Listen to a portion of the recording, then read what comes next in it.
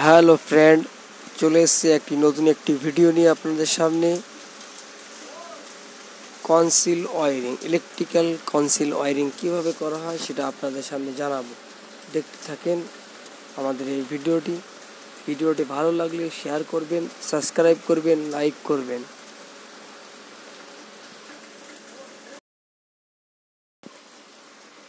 সর্বপ্রথম কাজ হচ্ছে, যেটা আমরা ছাদের স্ল্যাবের সময় পাইপটাকে ফেলেছিলাম, তারপরে ওকে পেরেক মেরে অ্যাটাচ করা ছিল।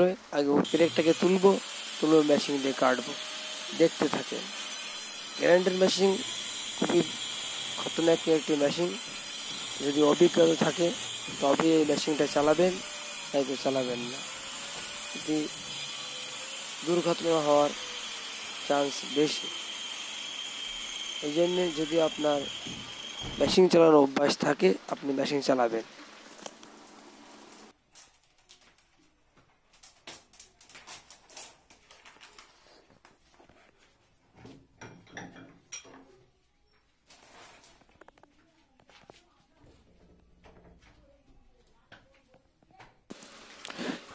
এই ঘরটা কাটা কমপ্লিট হয়ে গেছে আমাদের।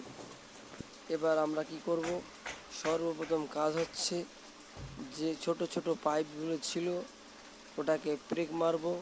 মেরে দেয়ালের সাথে পরিষ্কার করে টাইট করে সমান করে রাখবো। ওর উপরে একটি একটি করে পেরেক মারবো।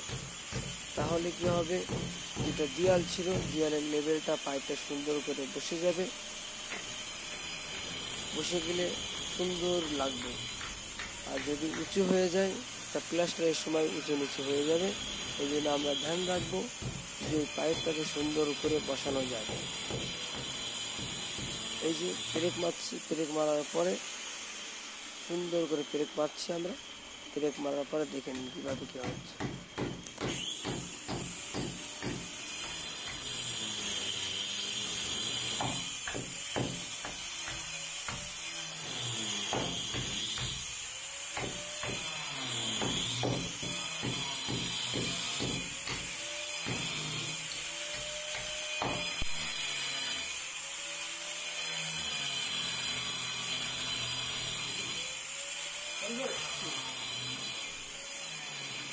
যে পাইপটাকে পেরেক মেরেছি, পেরেক মারার পরে ওখান থেকে একটা পয়েন্ট আমরা কেটে নিয়ে আসবো টিভির জন্য।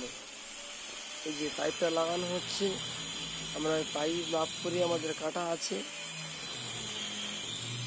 পাইপটাকে মাপ করে আমরা ব্লেড দিয়ে কেটে নেবো।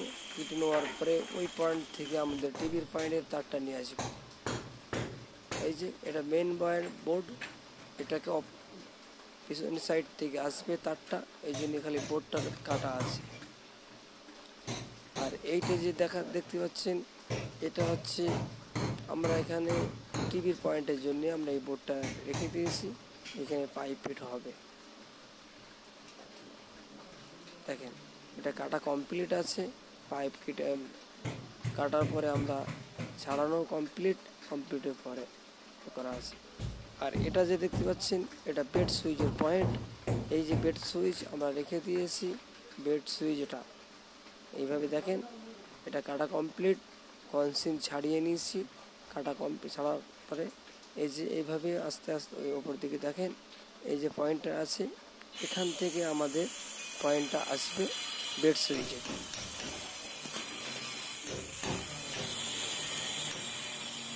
কীভাবে ছাড়াতে হবে দেখে নিন। আমাদের টেকনিশিয়ান এক মিস্ত্রি কেটে দিয়েছে। এরপরে এই যে হাতুড়ি আর সেনি দিয়ে এইভাবে টুক করে আপনাকে ছাড়াতে হবে। বেশি তাড়াহুড়ো করা যাবে না, করলে হাতে লাগতে পারে। এই জন্য আপনাকে সাবধানেই কাজটা করতে হবে। যত চেষ্টা করা যায় সাবধানে কাজ করব। যেভাবে কেটেছে এবার আস্তে আস্তে আস্তে ছাড়িয়ে নেবো। নেওয়ার পরে এভাবেই বসিয়ে দেবো পাইপটা। আপনারা দেখতে থাকেন কীভাবে পাইপটা ছাড়াচ্ছে।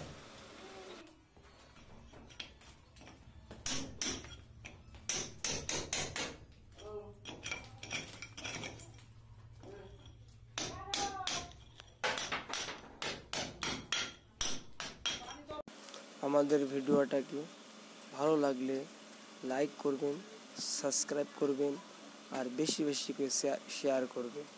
এটা আপনাদের কাছে অনুরোধ থাকলো।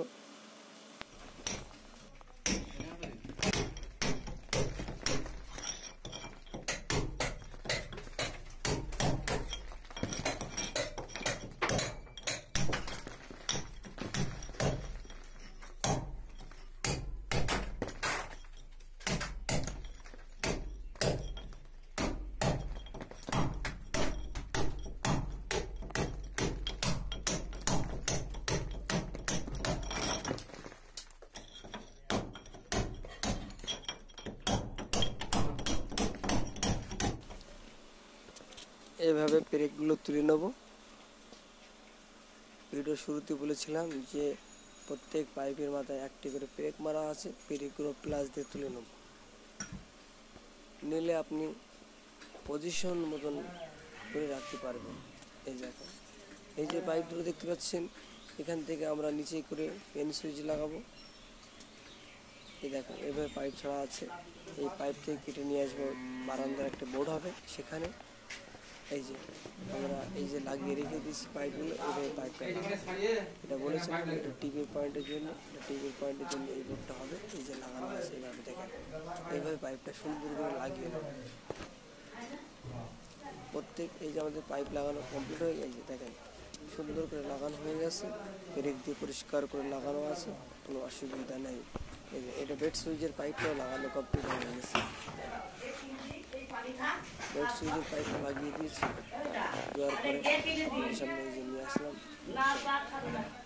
এবার পরিষ্কার করে বসিয়ে পুরো লেভেল করে বসানো আছে। প্লাস্টারের সময় কোনো অসুবিধা হওয়ার